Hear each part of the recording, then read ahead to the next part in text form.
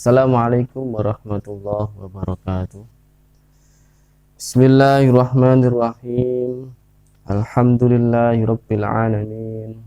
Allahumma shalli ala sayyidina Muhammad tibbil qulubi wa dawaiha wa afiyatil abdani wa shifaiha wa nuril absari wa diyaiha wa quwwatil arwahi wa hidaiha wa ala alihi wa sahbihi wa sallim.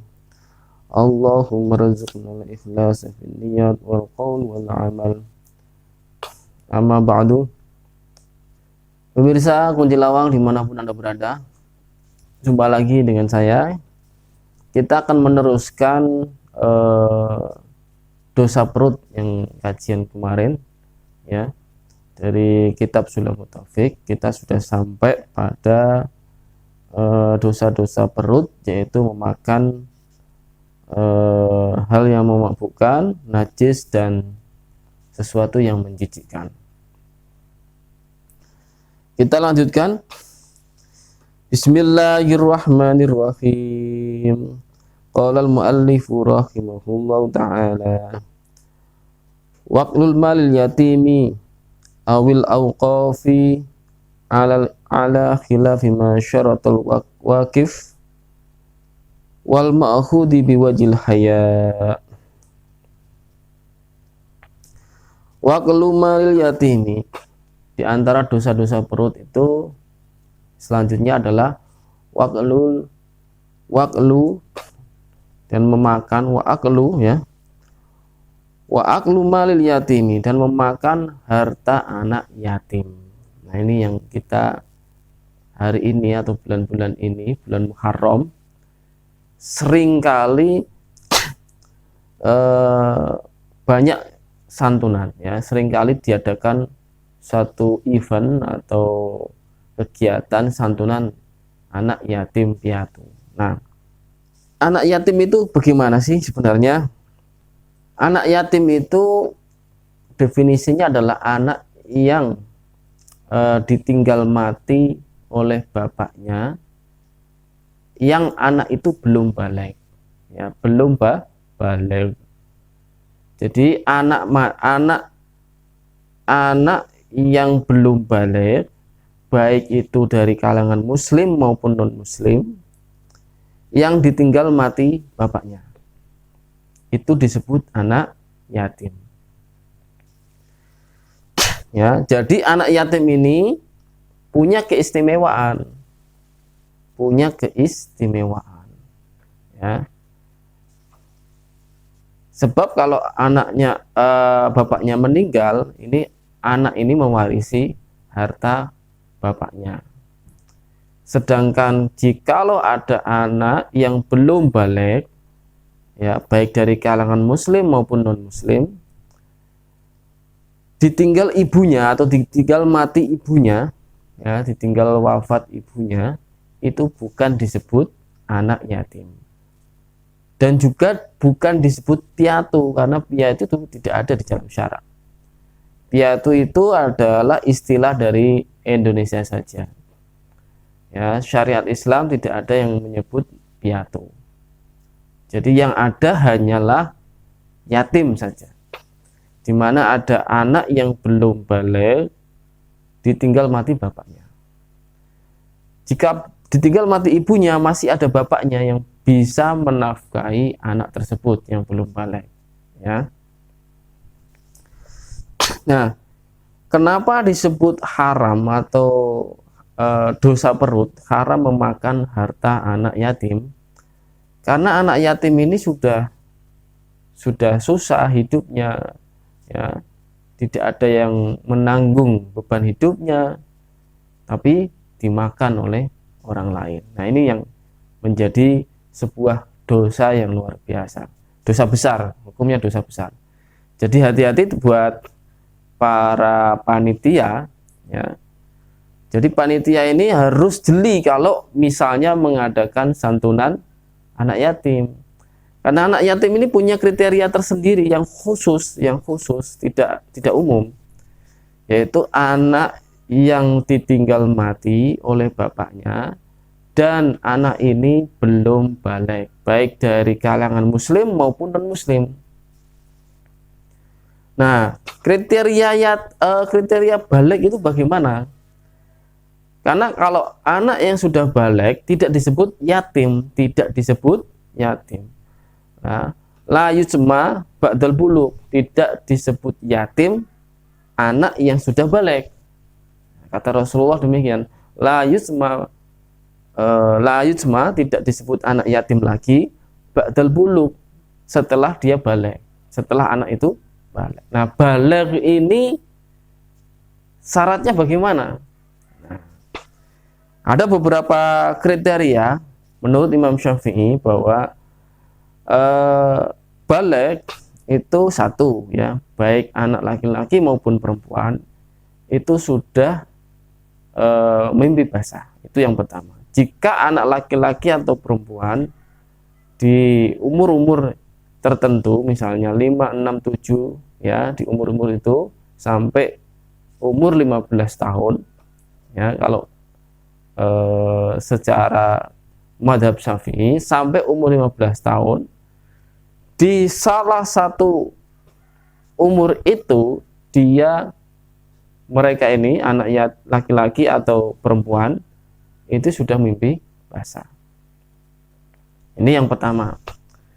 Jadi kalau ada anak yatim kemudian umur 8 tahun misalnya dia sudah mimpi basah, maka dia tidak disebut yatim lagi karena sudah balik.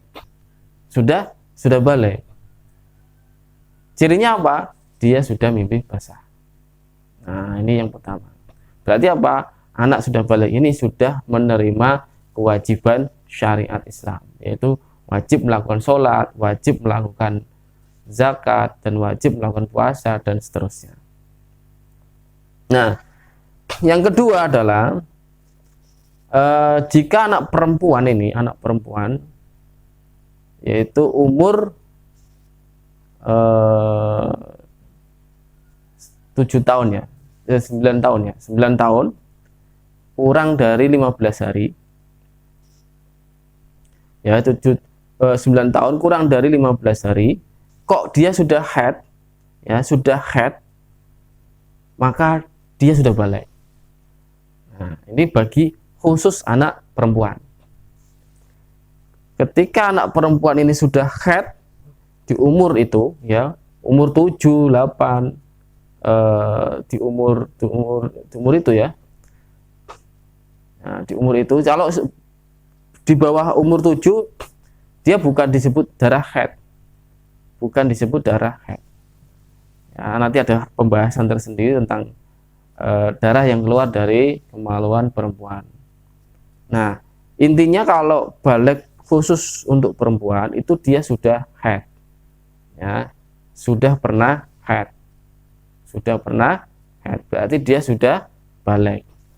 Secara umur menurut Imam Syafi'i, ya, baik laki-laki maupun perempuan itu umur 15 tahun. Nah, jika belum mengalami dua hal tadi, baik laki-laki dan perempuan tadi yang mimpi basah, atau yang khusus perempuan itu belum pernah haid sama sekali, maka di umur 15 tahun, setelah dia selesai umur 15 tahun secara hijriyah, jadi ketentuan umurnya secara hijriyah, berarti dia sudah balik. Itu jika tidak pernah mengalami kejadian-kejadian tadi, ya, seperti itu. Nah, ini kalau kita sebagai panitia, maka ini harus jeli. Jangan sampai kita ini tidak amanah. Yang pertama, tidak amanah. Kenapa kok tidak amanah? Yang orang-orang itu mengumpulkan sumbangan atau santunan, dikumpulkan, akadnya adalah untuk anak yatim, ya, untuk anak yatim. Akan tetapi karena anak-anak ini sudah pada balik, misalnya sudah pernah mimpi basah atau sudah pernah haid, maka mereka ini bukan anak yatim lagi. Berarti apa? Jika santunan ini diberikan kepada mereka yang sudah balik, maka ini tidak amanah. Yang pertama, tidak amanah. Kenapa? Karena sudah balik, sudah tidak yatim lagi. La yutma ba'dal bulugh, tidak disebut yatim setelah dia balik. Supaya tidak terkena akad anak yatim tadi, harus ada namanya du'afa. Harus ada namanya du'afa. Jadi kalau menarik santunan kepada masyarakat, maka jangan hanya menyebut untuk anak yatim, jangan hanya menyebut untuk anak yatim. Jikalau hanya menyebut anak yatim, maka akad yang diberikan kepada panitia, kepada masyarakat, ini khusus untuk anak yatim. Walaupun nanti ketika misalnya ada pengajian, ternyata ada backgroundnya yatim dan du'afa, tapi ketika menarik sumbangan atau menarik santunan dari masyarakat, akadnya hanya untuk anak yatim. Nah, ini yang harus diperbaiki oleh panitia ya, oleh panitia khususnya. Karena kalau jika tidak, maka satu, dia bukan amanah, tidak amanah. Yang kedua, dia makan harta anak yatim atau menyimpangkan harta anak yatim tadi. Itu apa? Diberikan kepada yang tidak berhak. Yang tidak berhak siapa? Tidak disebut yatim atau bukan lagi yatim. Seperti itu. Nah, ini yang harus dibenahi. Pertama, membenahnya gimana? Akad menarik sumbangan, akad menarik santunan kepada masyarakat, akadnya adalah yatim dan du'afa. Jangan hanya yatim saja. Ya, tidak boleh. Kenapa? Kalau ini sampai salah, dia panitianya kena dua dosa. Tidak amanah yang pertama, yang kedua adalah memakan harta anak yatim. Ini yang dosanya luar biasa. Kenapa? Dosa besar yang memakan harta anak yatim ini. Nah, seperti itu. Karena ada kejadian, banyak sekali kejadiannya. Ya, ada satu panitia ternyata ketika menarik sumbangan, akadnya anak yatim. Background dalam pengajian misalnya ditulis pengajian akbar dan santunan anak yatim. Tidak ada du'afanya. Ya. Atau ada juga di kota-kota besar ya, sengaja mengumpulkan anak yatim untuk meraup keuntungan dari situ. Jadi meraup keuntungan dari anak yatim ini, menarik sumbangan kemana-mana, lalu uang ini dikumpulkan dan diberikan kepada anak yatim hanya sebagian saja, tidak semuanya. Nah, ini yang jadi masalah. Kenapa? Banyak sekali yang ada seperti itu. Bahkan dibikin legalitas, yaitu yayasan yatim piatu, yayasan panti asuhan yatim piatu, seperti itu. Nah, kalau tidak diberikan kepada mereka atau bahkan digunakan secara dolim, maka ini justru jatuh dalam dosa besar. Keharaman makan anak harta yatim ini adalah jika dilakukan secara zalim dan tanpa hak untuk mereka. Jadi ini sudah disebutkan dalam Al-Quran. Allah Ta'ala berfirman, A'udzu billahi minasyaitonir rajim. Innal ladzina ya'kuluna amwalal yatama dzulman innama ya'kuluna fi butunihim nara wa yaslawna sa'ira. Shadaqallahul adzim.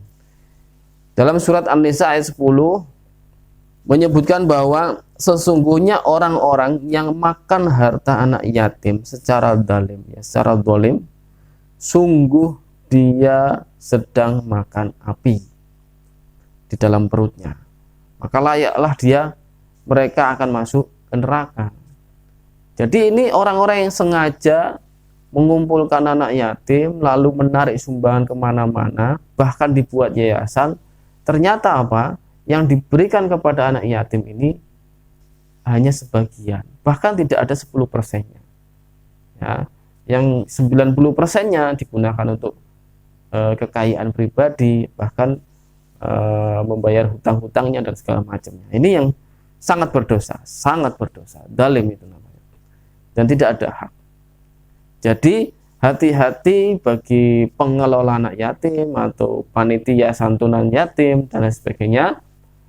Hati-hati, karena kalau akadnya ini salah, khusus anak yatim, maka harus anak yatim. Maka supaya tidak salah dan selamat dari dosa makan harta anak yatim ini, ketika santunan ada du'afanya. Nah, du'afa itu adalah orang-orang yang tidak mampu. Ya, bisa jadi nanti ada janda, anak-anak kecil yang memang tadinya yatim kemudian sudah balik dan dia tidak yatim lagi, berarti kan masih belum mampu, masih membutuhkan misalnya. Nah, ini yang harus dibenahi seperti itu. Jadi hal yang paling diharamkan di sini adalah membelanjakan harta anak yatim untuk selain sesuatu yang membawa maslahat kepada anak yatim tersebut. Ya, kepada anak yatim tersebut. Tapi jika kalau mengambil harta anak yatim untuk maslahat dirinya, maslahat anak yatim itu diperbolehkan. Ya, seperti itu. Misalnya ada orang yang mengambil harta anak yatim untuk kegiatan anak yatim itu, misalnya untuk kursus, untuk apa dan sebagainya, supaya keterampilannya lebih meningkat lagi, maka itu diperbolehkan. Tapi kalau digunakan untuk zalim, untuk dirinya sendiri, memperkaya dirinya sendiri, ini yang tidak diperbolehkan. Karena itu banyak sekali sekarang, banyak sekali. Ada kotak-kotak amal gitu ya, kotak-kotak amal banyak di toko-toko makan, warung makan segala macam, yaitu yayasan panti asuhan anak yatim dan sebagainya.